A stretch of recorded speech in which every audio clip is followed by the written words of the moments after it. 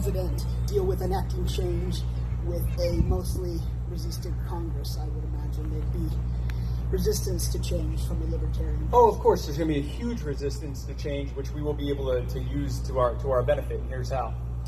Congress has so abdicated their responsibility over the past several decades in creating one regulatory agency, alphabet soup agency after the next, and then granting that agency nearly unlimited regulatory authority, which is why there is an increasing centralization of power into the executive branch that the founders never intended, and obviously is just an absolute mess. But the silver lining to that, to the fact that so much of the power is in the executive branch, is that when Joe gets into office, she can just start undoing all of that stuff, because everyone in the executive branch serves at the pleasure of the president. They can be fired. They do not have to be replaced with anyone. All of these bad regulatory burdens and all these bad regulations, all of that stuff can end. For example, ending the war on drugs, you deschedule the drugs. That happens at the executive level. For example, ending the war on guns, you fire everyone in the ATF and don't rehire anyone. These are common sense ways to deal with these problems.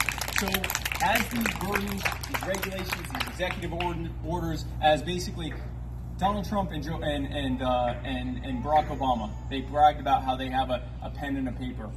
Well, we're going to give Joe a cartoonishly large eraser, and I'm going to be behind her with an equally large shredder, and we're going to be undoing all of the harmful and abusive policies, regulations, and executive orders that have been put in place. We're going to be effectively neutralizing all of those harmful regulatory agencies that are doing no good. And the ones who are doing some good, we're removing the parts that are doing bad and just keep the parts that actually have a benefit to the public health.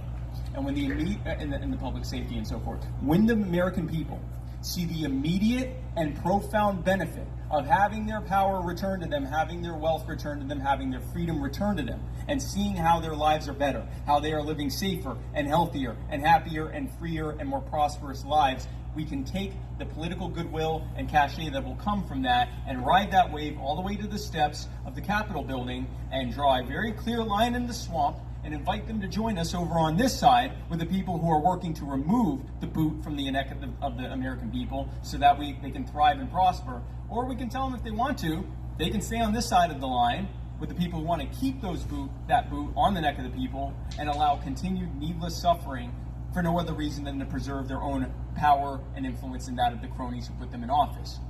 We can negotiate with them, or we can negotiate with the people that get replaced by the people.